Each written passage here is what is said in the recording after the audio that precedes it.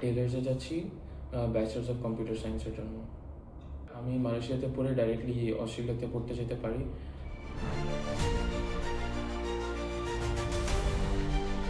আমার নাম হচ্ছে আব্দুল ওয়াসি আনোয়ার। আমার ছোটোবেলা থেকেই বাংলাদেশে পড়েছি স্কলাস্টিকাতে, যেখানে আমি আমার ও লেভেল কমপ্লিট করি।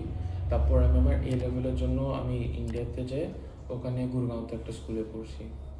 এখন আমি ক্যারিয়ার পাথের মাধ্যমে আমি টেলার্সে যাচ্ছি ব্যাচেলার্স অফ কম্পিউটার সায়েন্সের জন্য।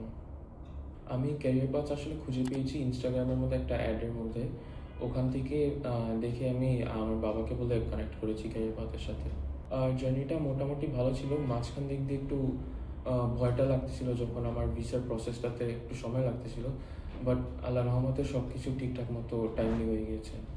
তো ওভারঅল আমি খুশি। বলতে গেলে পুরো প্রসেসটাই আসলে ক্যারিয়ার পাথের মাধ্যমেই করা হয়েছে।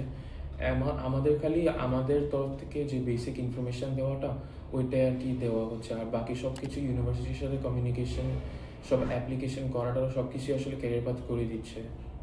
আমি রেকমেন্ড করি আমার হিসাবে মালয়েশিয়া যাওয়ার জন্য, কারণ আমি মালয়েশিয়া যাচ্ছি, এই জন্য মালয়েশিয়া যাওয়ার জন্য ওয়ান অফ দ্য বেস্ট হচ্ছে যে ক্যারিয়ার পাচ্ছি। আমার মালয়েশিয়া মেইনলি চুজ করা হচ্ছে কারণ মালয়েশিয়াতে টেলার্সের আপনার ডাইরেক্ট রিলেশন আর ট্রান্সফার রিলেশন আছে হচ্ছে যে অস্ট্রেলিয়ার ইউনিভার্সিটিসগুলোর সাথে।